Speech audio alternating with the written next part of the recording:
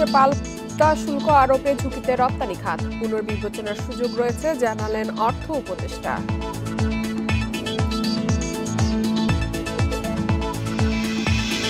আনুষ্ঠানিকভাবে ক্ষমা চাইলেন এনবিআর এর আন্দোলনকারীরা। আস্থার পরিবেশ তৈরি করে সংস্কারে মনোযোগ দেওয়ার পরামর্শ বিশ্লেষকদের।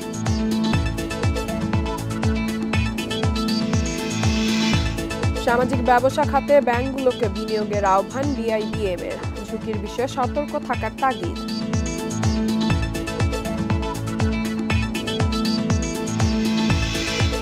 নিষেধাজ্ঞা না মেনে মেট্রো স্টেশনে বসেছে দোকান, বিদ্যুৎ সংযোগ ঝুঁকিপূর্ণ, ভোগান্তিতে যাত্রীরা।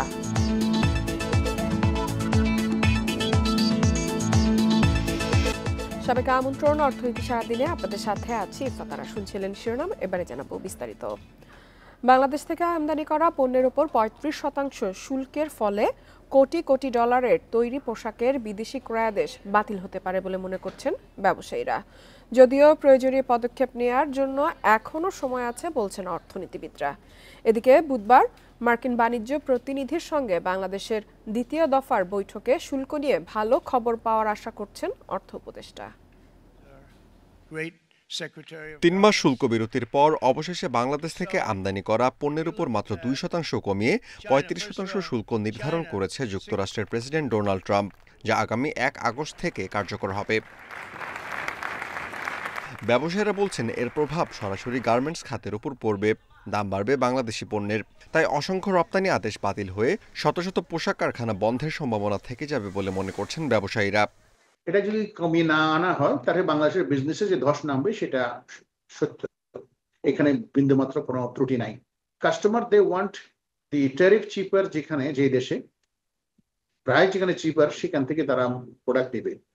তবে অর্থনীতিবিদরা মনে করছেন এখনও আলোচনার জন্য ৩ সপ্তাহ সময় আছে, তাই এর মধ্যে শুল্কের হার কমাতে প্রয়োজনীয় পদক্ষেপ নেওয়ার তাগিদ তাদের। এটা আমাদের জন্য খুবই একটা বড় দুঃসংবাদ।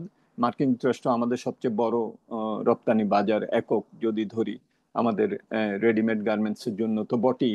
তো সেদিক থেকে আমাদের এখন কিন্তু ৩ সপ্তাহ সময় আছে আরো আলাপ আলোচনা করার। সেটাকে আমরা যদি ব্যবহার করতে পারি, অন্তত ভিয়েতনামের 20%-এর কাছাকাছি যদি আমরা যেতে পারি, তাহলেও আমাদের মূল একটা প্রতিদ্বন্দ্বীর সাথে আমরা একটা সমপর্যায়ে আসতে পারবো। 35% কস্ট বেড়ে যাবে আমাদের পণ্য যেটা ইম্পোর্টেড হবে ইউএস। তো সেটা যদি অ্যাজ ইট ইজ কনজিউমারের কাছে পাস অন করতে চায়, যে এই 35% কনজিউমার থেকে রিকভার করবে আলটিমেট বায়ার থেকে, তখন কিন্তু ডিমান্ড ফল করবে। এদিকে অর্থ উপদেষ্টা জানিয়েছেন আগামীকাল বুধবার মার্কিন বাণিজ্য প্রতিনিধির সাথে বাংলাদেশের দ্বিতীয় দফায় বৈঠক হওয়ার কথা রয়েছে। বৈঠক থেকে শুল্ক নিয়ে ভালো ফল পাওয়ার আশা করছেন তিনি। ডেফিসিট মাত্র $5 বিলিয়ন, ভিয়েতনামের 125 বিলিয়ন। ওখানে কিন্তু ওরা মোটামুটি কনসেশন দিতে মানে ওদের রাজি হয়েছে, কিন্তু আমাদের এত কম ডেফিসিট, আমরা চেষ্টা করছি যে আমাদের এত কম ডেফিসিটে এত বড় এত শুল্ক দেওয়ার তো কোনো জাস্টিফিকেশন থাকে না। কিন্তু ওরা যেটা করছে ব্ল্যাঙ্কেট কতগুলো করে, চায়নার জন্য আলাদা, একেবারে চায়না একটা সিঙ্গেল হ্যান্ডেডলি ডিল করে ওরা, আর বাকি এটা দেশে করে যেটা 14টা দেশের একই বলেছে। 14 দেশের মধ্যে এখন আমরা তো নেগোশিয়েট করবো। যুক্তরাষ্ট্রে গত বছর $7.34 বিলিয়ন পোশাক রপ্তানি করে বাংলাদেশ। একক দেশ হিসেবে বাংলাদেশের সর্বোচ্চ পোশাক রপ্তানি হয় যুক্তরাষ্ট্রে। Amirul Islam, independent news, Dhaka. আলোচনায় মীমাংসা না হওয়ায় 14টি দেশের ওপর শুল্ক আরোপ করেছে যুক্তরাষ্ট্র। জাপান ও দক্ষিণ কোরিয়ার মতো প্রধান মিত্রসহ এসব দেশকে আগস্টের 1 তারিখ থেকে 25 থেকে 40% পর্যন্ত শুল্কের মুখোমুখি হতে হবে। এর মাধ্যমে বাণিজ্য ঘাটতি কমানো এবং দেশীয় উৎপাদন ও চাকরির বাজারকে সুরক্ষা দেওয়ার লক্ষ্য ট্রাম্পের। তবে এই নীতির ফলে বৈশ্বিক বাণিজ্যের সম্পর্ক উত্তেজনা আরও বাড়তে পারে বলে মনে করছেন বিশ্লেষকরা। আগামী 1 আগস্ট থেকে আমদানি করা পণ্যের ওপর উচ্চ হারে শুল্ক আরোপের ঘোষণা দিয়েছে যুক্তরাষ্ট্র। সোমবার বিভিন্ন বাণিজ্য অংশীদারদের চিঠি দিয়ে একথা জানিয়েছে হোয়াইট হাউস। এর মাধ্যমে চলতি বছরের শুরুর দিকে যে বাণিজ্য যুদ্ধ শুরু করেছিলেন ট্রাম্প, তার নতুন আরেক পর্বের সূচনা হলো। ক্ষুদ্র বাণিজ্য অংশীদার থেকে শুরু করে জাপান ও দক্ষিণ কোরিয়ার মতো প্রধান রপ্তানিকারক দেশও আছে এই তালিকায়। বাংলাদেশ থেকে আমদানি করা পণ্যে 35% শুল্ক দেয়া হয়েছে। দক্ষিণ কোরিয়া ও জাপানের ওপর নতুন করে 25% শুল্ক বসিয়েছে ট্রাম্প প্রশাসন। মিয়ানমার ও লাওসের ওপর 40%, মালয়েশিয়ার উপর 25%, ইন্দোনেশিয়ার পণ্যের ওপর 32% শুল্ক বসানো হয়েছে। এছাড়া তালিকায় আছে দক্ষিণ Africa, Tunisia, Bosnia, Serbia, Cambodia, Thailand ও কাজাখস্তান। চূড়ান্ত শুল্কের পরিমাণ উল্লেখ করে দেশগুলোর প্রধানদের উদ্দেশ্যে চিঠি পাঠিয়েছেন ট্রাম্প। এসব চিঠি ট্রুথ সোশ্যালে প্রকাশ করা হয়েছে। হোয়াইট হাউস জানিয়েছে সামনে আরও কিছু দেশে শুল্কর চিঠি পাঠানো হতে পারে। 9 জুলাই থেকে শুল্ক কার্যকর হওয়ার কথা থাকলেও তা পিছিয়ে 1 আগস্ট নির্ধারণ করা হয়েছে। ইফাতারা, ইন্ডিপেন্ডেন্ট নিউজ। যুক্তরাষ্ট্রের শুল্ক আরোপ নিয়ে বিস্তারিত আলোচনা করতে আমাদের সাথে যুক্ত হচ্ছেন পিআরআই এর গবেষণা পরিচালক আব্দুর রাজ্জাক। আব্দুর রাজ্জাক, আপনাকে স্বাগত জানাচ্ছি অর্থনীতি সারাদিনে। আপনার কাছে শুরুতেই জানতে চাইব, যুক্তরাষ্ট্র সবশেষ আমরা দেখেছি যে শুল্ক আরোপ করেছে 35%। গত বছর যুক্তরাষ্ট্র আমরা প্রায় $7.34 বিলিয়ন পোশাক রপ্তানি করেছি। যুক্তরাষ্ট্র আমাদের একক দেশ হিসেবে সর্বোচ্চ পোশাক রপ্তানিকারক দেশ আমাদের জন্য। তো সেই হিসেবে আমাদের ক্ষতির পরিমাণটা কি রকম হতে পারে আপনার কাছে একটু জানতে চাইব। ক্ষতির পরিমাণ সুনির্দিষ্ট করে বলাটা এই মুহূর্তে কঠিন, কারণ এটা নির্ভর করবে যে বাংলাদেশের প্রতিযোগী দেশ যারা আছে তাদের উপরে শুল্ক কত হয় আর আমাদের উপরে শুল্কের হার কত হয়। যেমন ভিয়েতনামের ক্ষেত্রে আমরা দেখতে পাচ্ছি যে তাদেরকে বলা হয়েছে 20% শুল্ক তাদের উপরে পড়বে। বাংলাদেশের উপরে যদি 35% থাকে তাহলে এখানে আমাদের খানিকটা ডিফারেন্স হতে পারে। মনে করা হচ্ছে হয়তো চায়নার উপরে শুল্কের হারটা আমাদের থেকে অনেক বেশি থাকার কথা, আমাদেরকে দেখতে হবে যে সেটা থাকে কিনা। কাজে আমাদের কনসার্নটা হচ্ছে যে অন্য দেশের তুলনায় আমাদের শুল্ক হারের যেন খুব বড় রকমের ব্যবধান না থাকে, তাহলে আমরা সক্ষমতা হারিয়ে ফেলবো। আর ক্ষতির আরেকটি জায়গা হচ্ছে, যদি আমরা এভাবে খেয়াল করি, সেটা হচ্ছে যেহেতু মার্কিন যুক্তরাষ্ট্র বর্ধিত হারে আমদানি শুল্ক বসাচ্ছে, মার্কিন যুক্তরাষ্ট্রের বাজারে তাদের আমদানি করা দ্রব্যের দাম বাড়বে। তার মানে যদি তৈরি পোশাকের দাম যদি বাড়ে, তাহলে মার্কিন যুক্তরাষ্ট্র যা তৈরি পোশাক আমদানি করে সেটা কমে যাবে। কাজে বাংলাদেশে একটি চ্যালেঞ্জ হচ্ছে ওই রকম একটা মার্কেট যেটা ছোট হয়ে যাবে, সংকোচন হবে, সেই মার্কেটে অধিকতর প্রতিযোগিতার মাধ্যমে টিকে থাকা। কাজে কোনো স্পেসিফিক নাম্বার এই মুহূর্তে বলা সম্ভব না। সারা বিশ্বে যারা তৈরি পোশাক রপ্তানি করে সবাই কম বেশি ক্ষতিগ্রস্ত হবে বলে মনে করা হচ্ছে, এবং বাংলাদেশ আমরাও সেই ট্রাম্পের একটা খামখেয়ালিপূর্ণ পলিসির রোশনালে পড়তে যাচ্ছে। আপনি ভিয়েতনামের শুল্কের কথা বলছিলেন এবং বাংলাদেশের শুল্কেরও আমরা যে নেগোসিয়েশনটা দেখেছি, সেক্ষেত্রে আমরা দেখেছি যে প্রথম ধাপে কিন্তু আমাদের উপরে 37% শুল্ক আরোপ করা হয়েছে, সেখান থেকে 2 ভাগ কমিয়ে 35% করা হয়েছে।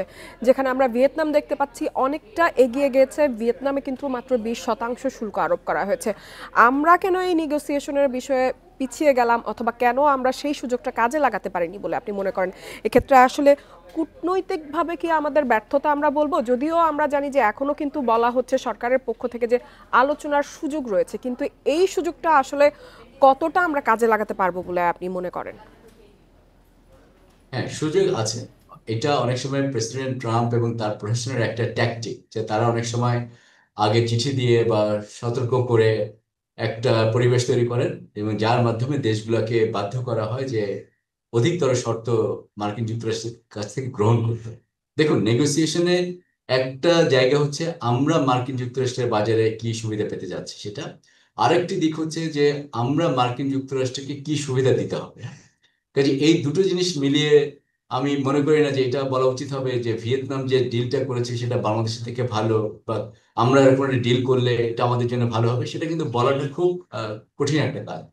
যদি মনে করেন, আমি আপনাকে উদাহরণ দিই, যে মার্কিন যুক্তরাষ্ট্র যদি বলে যে তাদের সব পণ্যে আমাদেরকে ডিউটি ফ্রি দিতে হবে, শুল্ক মুক্ত দিতে হবে।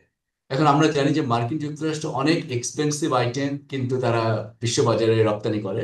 যেমন অটোমোবাইলস, তারা খুব ভালো গাড়ি তৈরি করতে পারে, তাদের অনেক গাড়ি আছে, অনেক দাম।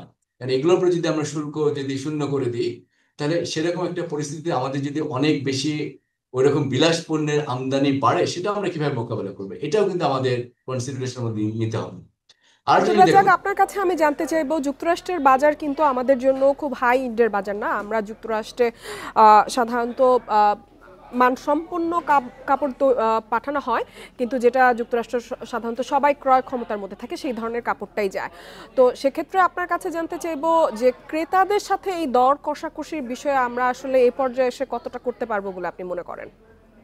ক্রেতাদের ক্ষেত্রে দর কষাকষির ক্ষেত্রে একটা ঝুঁকি তৈরি হচ্ছে যে অতিরিক্ত যে শুল্কটা বাড়ানো হচ্ছে, ক্রেতারা বলবেন যে সেই শুল্কর একটা অংশ যেন বাংলাদেশি যারা সাপ্লায়ার আছেন তারা যেন এটা অ্যাবজর্ব করে না।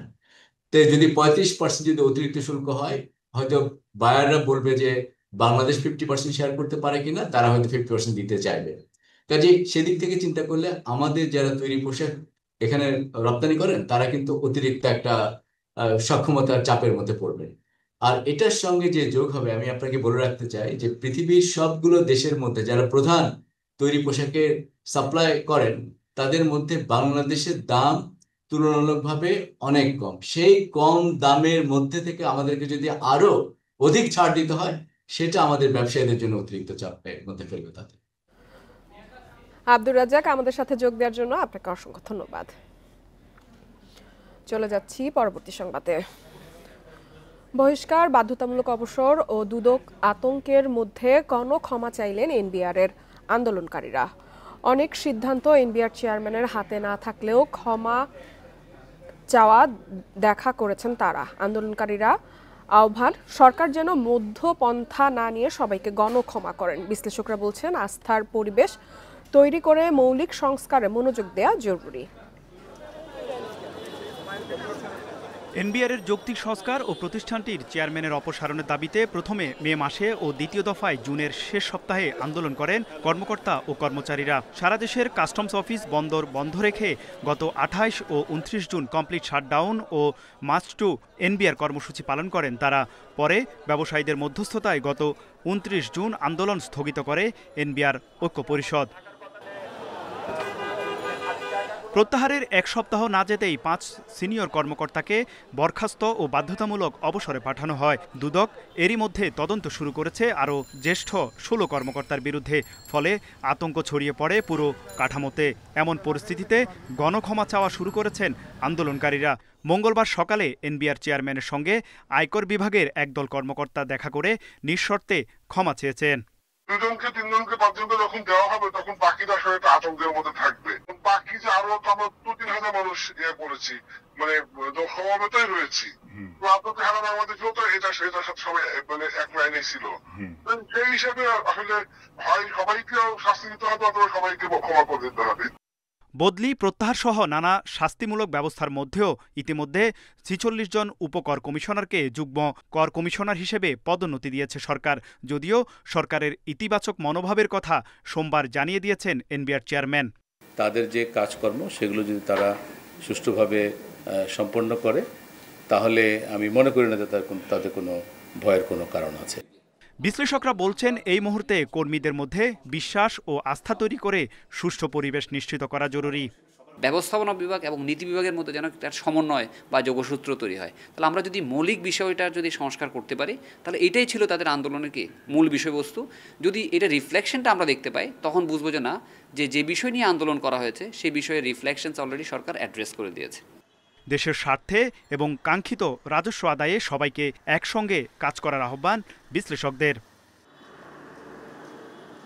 তৌহিদ রানা, ইন্ডিপেন্ডেন্ট নিউজ, ঢাকা।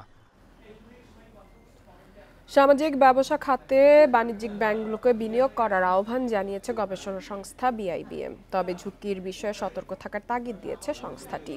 এক্ষেত্রে কেন্দ্রীয় ব্যাংকের নীতি সহায়তার সাথে আইন প্রয়োজন বলে জানান ব্যাংকাররা। মঙ্গলবার রাজধানীর মিরপুরে বিআইবিএম আয়োজিত এক আলোচনায় এসব কথা উঠে আসে।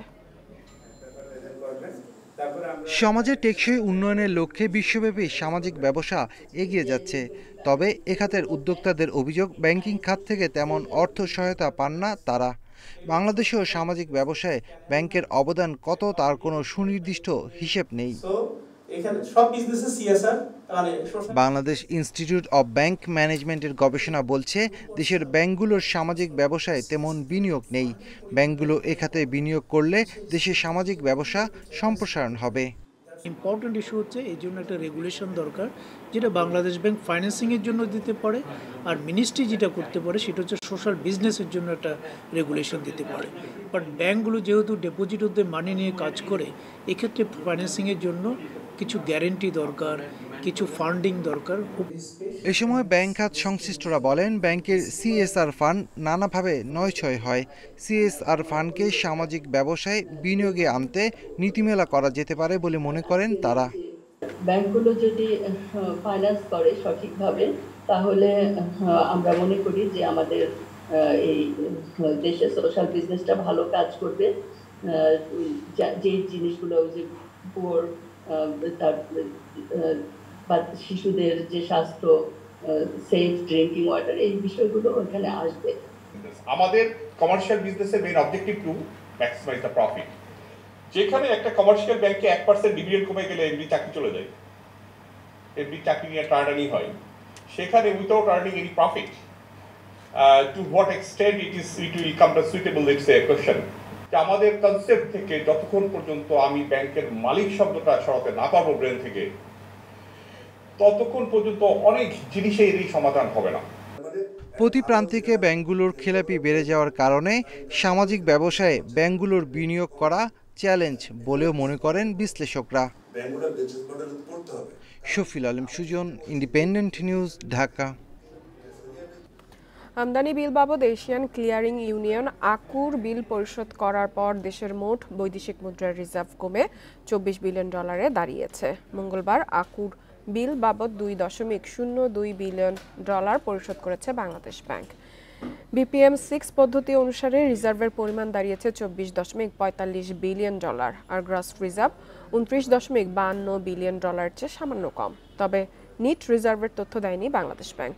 আকু হলো একটি আন্তঃদেশীয় লেনদেন নিষ্পত্তি ব্যবস্থা। আকুর সদস্য দেশগুলোর নিজেদের মধ্যে যে আমদানি রপ্তানি করে তার দায় 2 মাস পর পর সমন্বয় করে। প্রতি 2 মাস পর পর গড়ে $1 বিলিয়ন মতো দায় শোধ করে আসছে বাংলাদেশ ব্যাংক। এক্সপোর্ট ইম্পোর্ট মিলেই হচ্ছে আপনার ট্রেড, অর্থাৎ যত বেশি আপনার এরকম ট্রানজিশন হবে, তত আপনার আর্থিক সক্ষমতা সৃষ্টি হবে।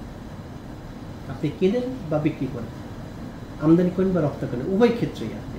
বাংলাদেশ তো অনেক ভোগ্যপণ্য আমদানি করার ক্ষেত্রে ওয়ার্ল্ডে 1 থেকে 5-এর মধ্যে রয়েছে।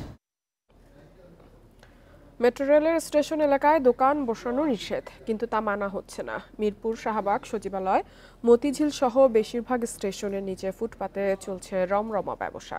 এসব দোকানের বিদ্যুৎ সংযোগও চরম ঝুঁকিপূর্ণ। এতে প্রতিদিনই ভোগান্তিতে পড়ছেন যাত্রীরা। এ বিষয়ে দ্রুত ব্যবস্থা নেওয়ার আশ্বাস দিয়েছে কর্তৃপক্ষ।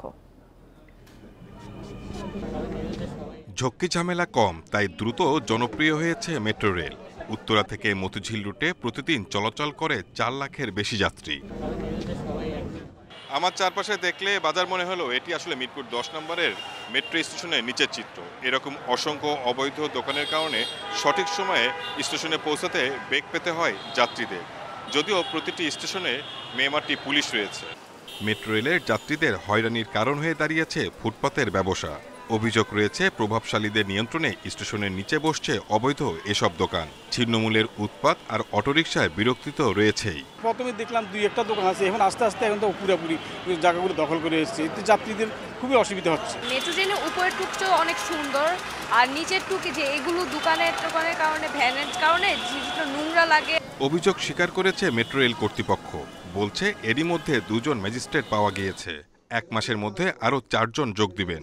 শীঘ্রই উচ্ছেদ অভিযান চালানো হবে। ম্যাজিস্ট্রেসি পাওয়ার এখন আমরা 2 জন আমাদের কাছে পেয়েছি আমরা, আর বাকি 4 জন আমরা ইন্টারনালি অ্যাপ্রুভাল প্রসেস আছে, যেটা হয়তো মাসখানেক লাগবে আমাদের। তাহলে এক সময় গিয়ে 6 জন দাঁড়াবে আমাদের, তখন আমরা রেগুলার বেসিস এই মোবাইল কোডটা চালু করতে রাখতে পারবো। মেট্রো রেলের স্টেশন এলাকা পরিষ্কার রাখতে সিটি কর্পোরেশনকে আরও তৎপর হওয়ার আহ্বান কর্তৃপক্ষের। Shahid Ahmed, independent news, Dhaka. Share বাজার খবর। মঙ্গলবার ঢাকা স্টক এক্সচেঞ্জের DSCX প্রধান সূচক বেড়েছে 5.47 পয়েন্টের বেশি। সপ্তাহের দ্বিতীয় কার্যদিবসে ডিএসসির প্রধান সূচক DSCX বেড়ে দাঁড়িয়েছে 4,981 পয়েন্ট, যা গত 2 মাসের মধ্যে সর্বোচ্চ। ডিএসসিতে মোট 398টি প্রতিষ্ঠান লেনদেনে অংশ নিয়েছে। এর মধ্যে দর বেড়েছে 158টির, 191টির দর কমেছে। অপরিবর্তিত রয়েছে 49টি প্রতিষ্ঠানের শেয়ারের দর। এদিন ডিএসসিতে 600.75 লাখ টাকার শেয়ার লেনদেন হয়েছে। আগের দিনের তুলনায় লেনদেন বেড়েছে 28 কোটি টাকা। এর আগে গত 5 মে ডিএসসির লেনদেন সর্বোচ্চ 584 কোটি 2 লাখ টাকা লেনদেন হয়েছে। এদিকে চট্টগ্রাম স্টক এক্সচেঞ্জ সিএসসির সার্বিক সূচক 17.61 পয়েন্ট বেড়ে দাঁড়িয়েছে 13,829 পয়েন্ট। লেনদেন হয়েছে 7 কোটি 25 লাখ টাকার শেয়ার।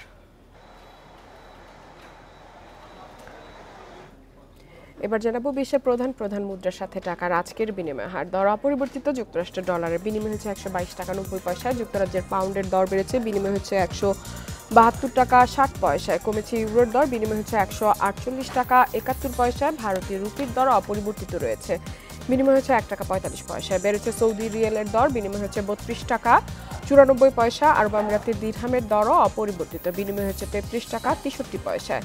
দর বেড়েছে কুইতি দিনারের, বিনিময় হচ্ছে 404 টাকা 95 পয়সায়। দর কমেছে মালয়েশিয়ান রিঙ্গিতের, বিনিময় হচ্ছে 29 টাকা 15 পয়সায়।